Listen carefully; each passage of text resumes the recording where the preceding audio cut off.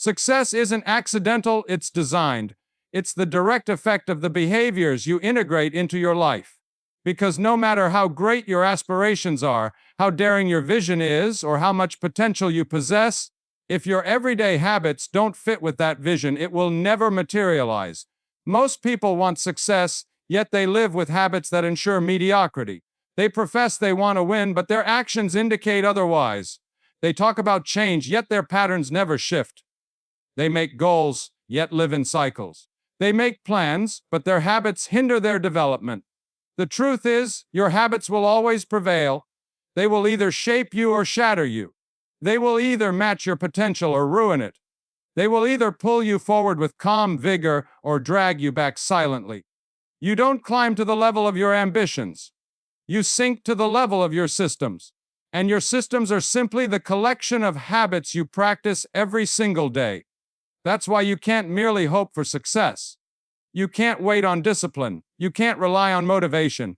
You must establish a lifestyle where success is inevitable. You need to construct a foundation so robust, so clear, so steady that no setback can shake it, no distraction can weaken it, and no failure can break it. And that foundation is developed with habits, not overnight shifts, not dramatic transformations, but tiny, conscious behaviors repeated until they become natural. Because habits don't merely shift your actions, they shape your identity. They reprogram your beliefs. They turn you from someone who seeks success into someone who expects it, someone who lives it, breathes it, leads it. And the best part, once a habit is cemented in, it no longer drains your energy. Once it's a part of who you are, it carries you. You no longer fight yourself. You no longer dispute every option. You just turn up. You just execute. You just finish.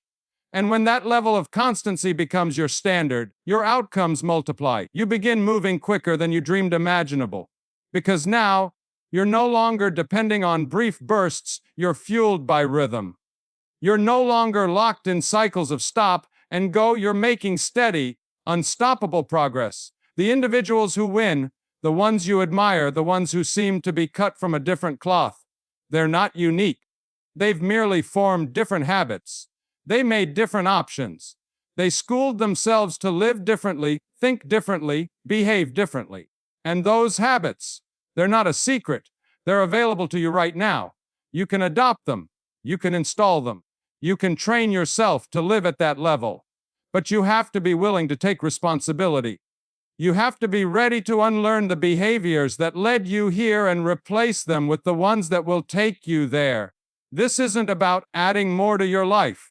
It's about replacing what no longer serves you. It's not about perfection. It's about alignment.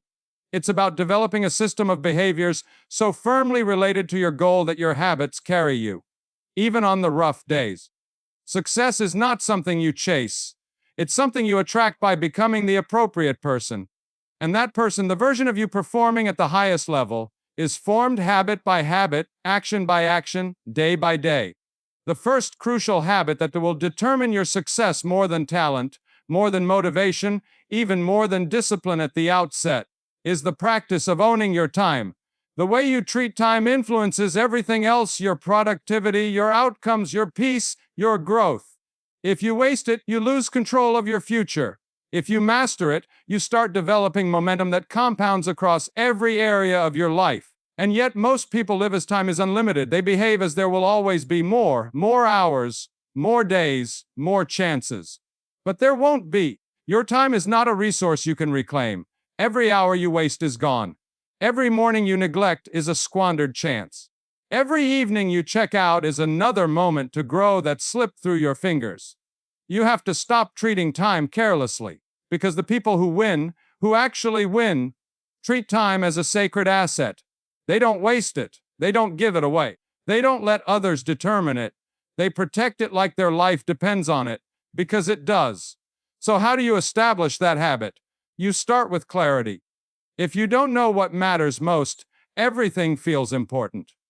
If you don't know your genuine ambitions, you'll get sucked into everyone else's. You'll spend your days reacting instead of creating, unless you develop a system, a daily rhythm that puts your highest value actions first. Not the urgent things, not the easy stuff, the things that genuinely move your life ahead. You carve out time for them. You lock them in. You make them non-negotiable. That involves waking up with intention. No more snooze button. No more beginning the day in reaction mode. You begin with intent. You begin with ownership. You begin with a decision to lead your day instead of being led by it. Most individuals start their day checking their phone, emails, messages, and the moment they do, they go on defense. They've handed over their mental space to someone else. Now they're not thinking clearly. They're reacting. Now they're not focused. They're distracted. You need distance before the world gets to you. You need time to ponder, to plan, to align with your goals. Even just 30 minutes in the morning, locked in, undisturbed, intentional, can shift the trajectory of your day. That's not just a routine. That's a weapon, and it doesn't end there. Once your day begins, time management becomes the practice of saying no. Because something will always try to distract your focus. There will always be urgent stuff. There will always be someone else's agenda. But urgency doesn't equal importance. Just because someone demands your time doesn't imply they've earned it. Just because you feel busy doesn't imply you're being productive. Productivity isn't about doing more. It's about doing what matters. And doing what matters involves identifying your highest value tasks and planning your day around them. It requires setting aside blocks of deep, focused work. It entails eradicating distractions before they appear. And most of all, it means being honest, brutally honest about how much time you waste, about how often you check your phone, about how often you escape, because we all get 24 hours. And if someone else is achieving higher outcomes, they're just using those hours differently. So you audit your time. You track it. You assess how much of your day is spent on what creates your future and how much keeps you stuck.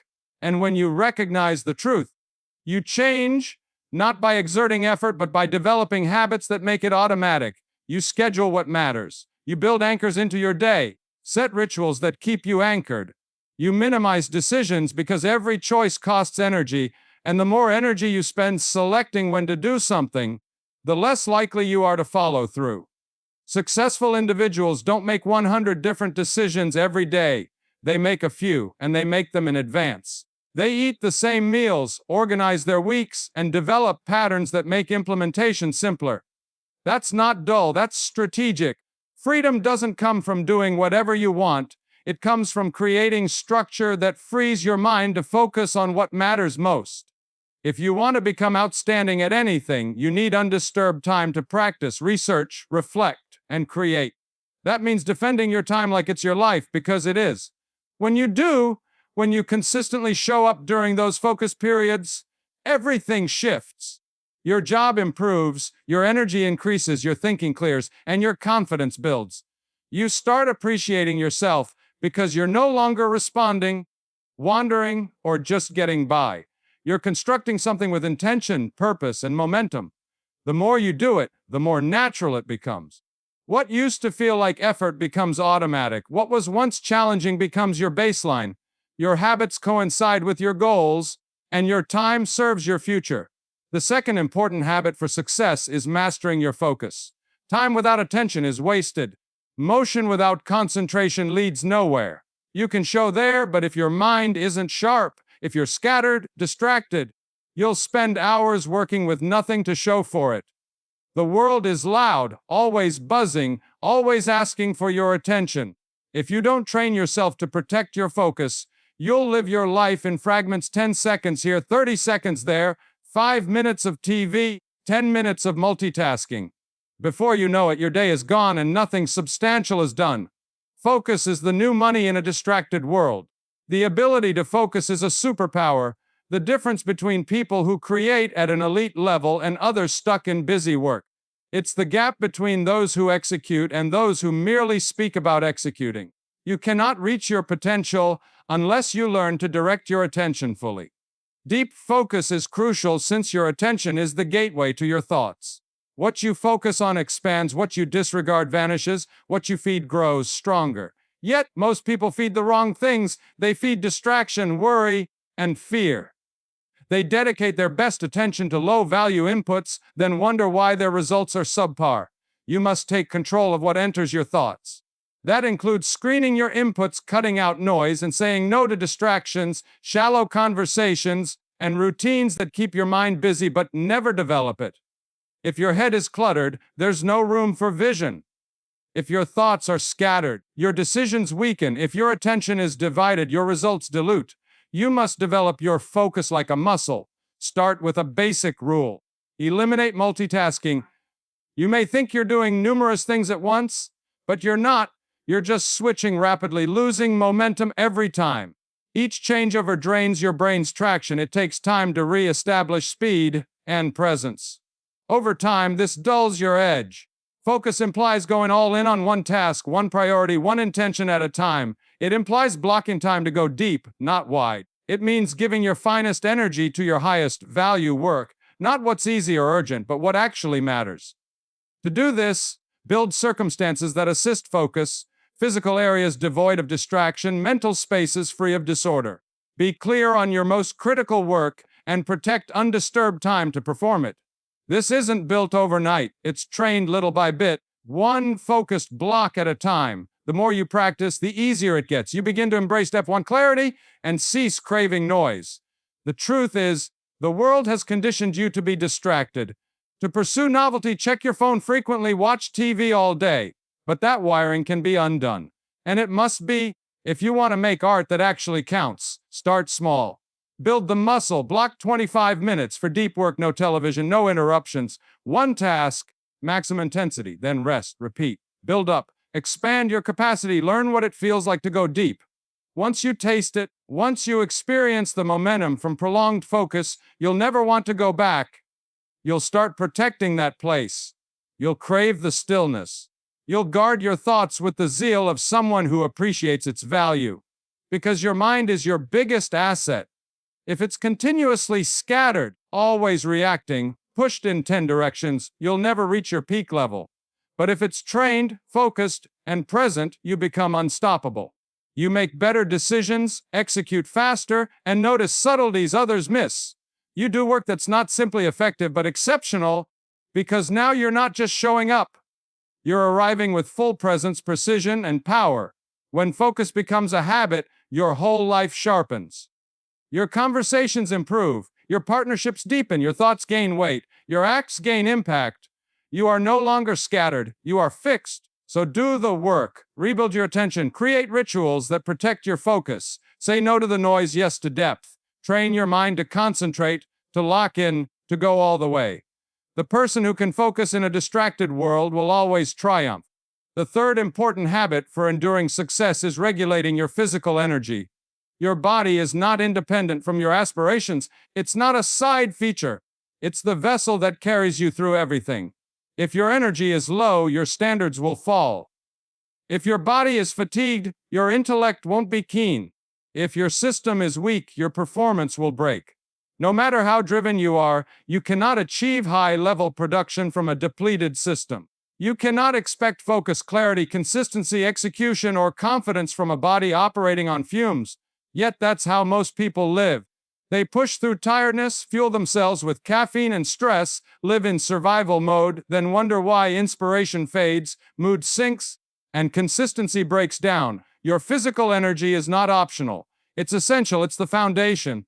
Beneath every habit you develop, no matter how good your time management or how keen your focus, if your body is breaking down, your foundation will crack. This isn't about becoming a fitness model or stressing over health. It's about knowing that your body is your performance tool. You need to treat it with the same intensity you give to your goals, since your body affects your thoughts. Your energy impacts your thinking.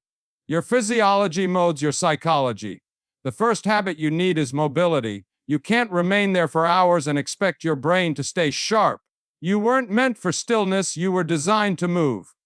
Your brain thrives on oxygen, your posture shapes your confidence, and your blood flow drives your lucidity.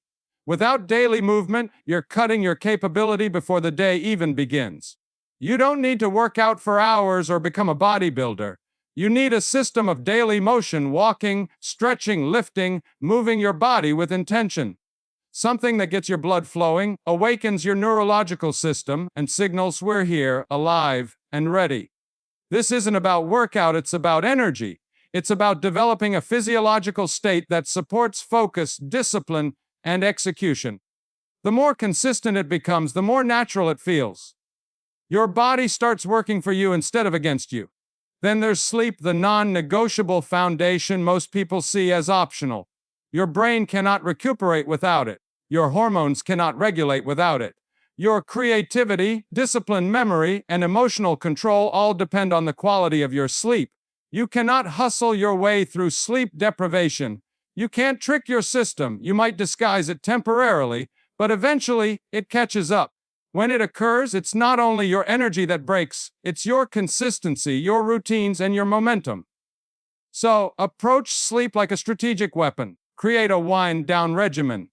Protect your sleep window, remove night television. Train your system to slumber deeply and consistently. Every time you wake up exhausted, you're starting the day with a deficit. And then there's fuel, your nourishment.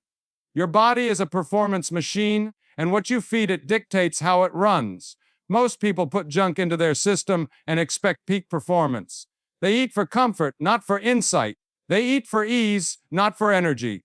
This isn't about dieting or counting every calorie. It's about picking food that supports you, sustains your energy, keeps your blood sugar stable, boosts your mood, and maintains your focus.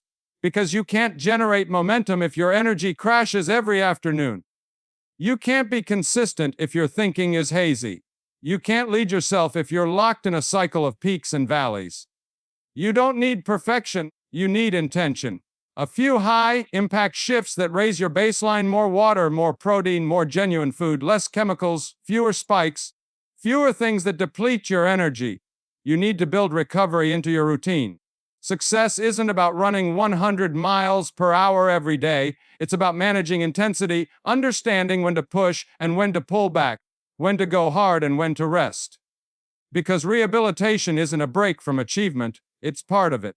You can't sustain high productivity without recovery.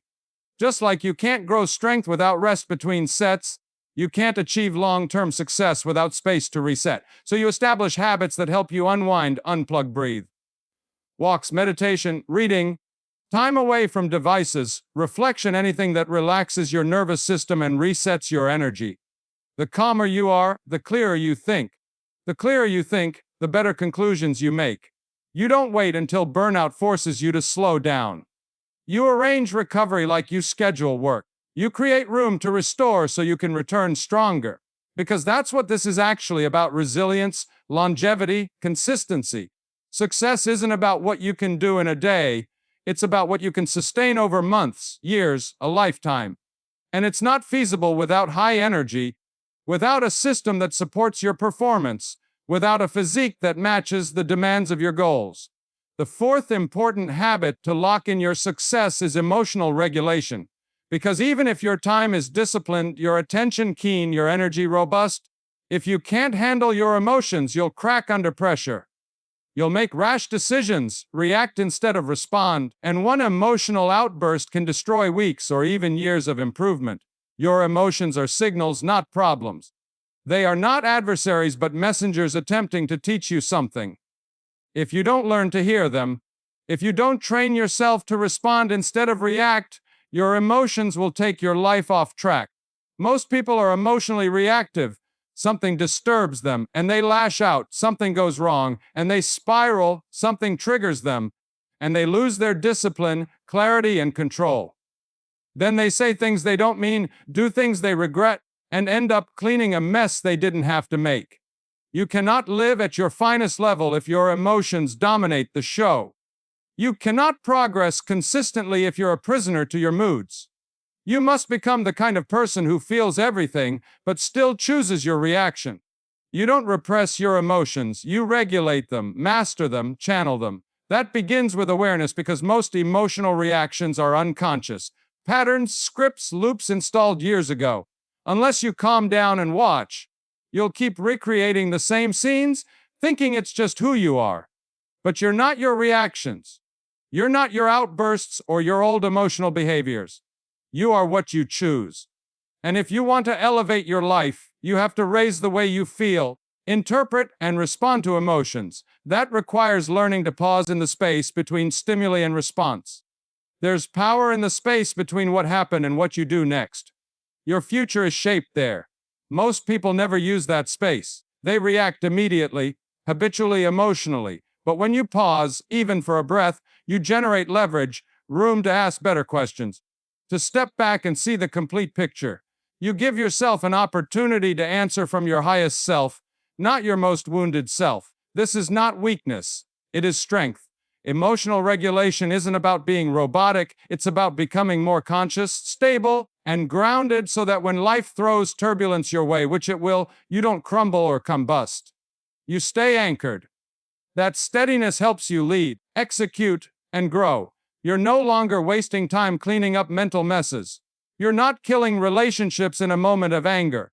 You're not destroying your own discipline because your emotions got too loud. You must learn to regulate not just the severe emotions but also the subtle ones, like impatience, resentment, disappointment, shame. These feelings don't yell, they murmur. But if left untreated, they build and grow quietly in the background until one day they burst. So, you get honest with yourself. You check in and ask, what am I actually feeling right now? Where is this coming from? Is this about this moment or something deeper? You learn to name it, to feel it, to hold space for it without letting it control you. Then you establish practices that help you stay clear. This may be journaling, walking, breathwork, or honest conversation. Anything that causes a pattern interrupt, something that takes you back to your body, your breath, and your viewpoint. Because the goal isn't to avoid emotion, but to master your emotional process, to stop bottling things up, stop erupting, and stop fluctuating between numbness and overload. It's to discover the strength to stand in your feeling without drowning in it. When you do, when emotional control becomes a habit, you make better decisions, lead better discussions, attract more peace, and reduce unneeded conflict. You develop connections based on clarity, not turmoil. You begin living in alignment because now your mind and emotions aren't battling one another. They're integrated, flowing together, supporting your progress rather than disrupting it. The reality is, most of your setbacks weren't because you didn't know what to do. They came from not controlling what you felt, the remorse, the worry, the insecurity, the rage, the panic, or the ancient scars that sparked self-sabotage. When you mend your emotional patterns, you remove half your resistance. When you enhance your regulation, you double your consistency. Because now you're not governed by your darkest moments, you're directed by your clearest self. The sixth key habit that determines your success more than virtually anything else is the habit of fulfilling promises to yourself. This is the source of self-trust, the foundation of confidence, and the signal to your subconscious that your word means something. Without it, everything else cracks. If you don't trust yourself, it doesn't matter how many goals you write down or how many books you read. It doesn't matter how powerful your vision is if you've conditioned yourself to break your own word, to abandon your plans, or to negotiate every time things become tough. You will never feel fully powerful. Here's the truth: most people never face this. The way you establish trust with yourself is the same way you build trust with everyone else, through repeated follow-through, through action, through consistency. Not through talk, not through motivation, not through hype. You claim you're going to wake up early. Do you? You say you're going to work out. Do you show up? You say you want to be more focused. Do you establish the structure to make it real? You say you want to change. Do your actions confirm that? Because every time you keep a vow to yourself, you develop power. Every time you show up when it's hard, when it's boring, when it's inconvenient, you show yourself that you are becoming someone new. Every time you follow through, you prove to your mind, I am someone who does what they say. And every time you don't, every time you say one thing and do another, you teach yourself that your word means nothing. You teach yourself that discipline is optional. You teach yourself that your vision is negotiable. That's why so many people feel stuck. It's not that they don't know what to do, it's that they don't trust themselves to do it. They've made too many promises and broken too many of them. Now, even when they commit, there's a voice in the back of their head whispering, you won't follow through. But that voice isn't permanent. It can be altered, it can be rewired. And the way to achieve that isn't by making enormous, dramatic promises, it's by making tiny ones and maintaining them. You don't need to transform everything overnight. You need to create momentum. Pick one item, one decision, one promise. Something real, something small enough that you can execute without debate. Then do it day after day, no matter what. That might be journaling for 5 minutes, reading 10 pages, drinking extra water, or stretching for 15 minutes. Anything that proves to your subconscious this is who we are now. It's not about the deed itself, it's about the message it sends. Because when you start keeping tiny vows, you begin to re-establish your identity. You start transforming your self-image from someone who quits to someone who follows through. And once that transformation happened, everything else becomes easier, because now you believe yourself. And when conviction is restored, your habits stick, your discipline strengthens, your confidence grows, not because everything is perfect, because you realize that when you say something, it means something. You must become someone whose word is law, not to others, but to yourself. Someone who no longer accepts half-hearted effort. Someone who no longer lives with loose commitments. Someone who refuses to allow their future be defined by their attitude. This isn't about punishment, it's about power. The kind of power that comes from alignment, from living in integrity with your principles, from knowing that your thoughts, actions, and direction all point the same way. When you say you'll do something and then you do it, your mind quiets. You cease wasting energy on guilt. You cease wasting energy on negotiation. You become free because you're in flow with your own leadership. That internal leadership shows up everywhere. In how you move, how you communicate, how you execute. People feel it, they trust it because you trust it. So ask yourself, what promises have you broken? Where have you let yourself down? What goals have you written down over and again, but never followed through on? And what would happen if it changed? If, starting now, your word became unbreakable? How much could you build in a year, in 5 years, in a decade if every commitment became action, every desire became reality, every promise became a pattern? What kind of leader would you become? What type of momentum would you build? That's not a fantasy, that's a decision. And it begins now, not with a big transformation, but with one pledge, one little commitment performed with brilliance. Repeat it until it's automatic, because that's how trust is formed. That's how transformation happens. That's how lives are altered. Everything you want in life comes down to one thing: your habits. Not what you say you desire, not what you hope will happen, not what you pledge when inspired, but what you do every single day, in the quiet, in the everyday moments when no one else sees you. Because at those times, you're constructing your future. You're setting down the tracks your life will ride on. If your behaviors are weak, inconsistent, or reactive, no amount of ambition will make up for it. But if your habits are powerful, intentional, and linked with your mission, everything changes. You've seen it happen. Now it's your turn.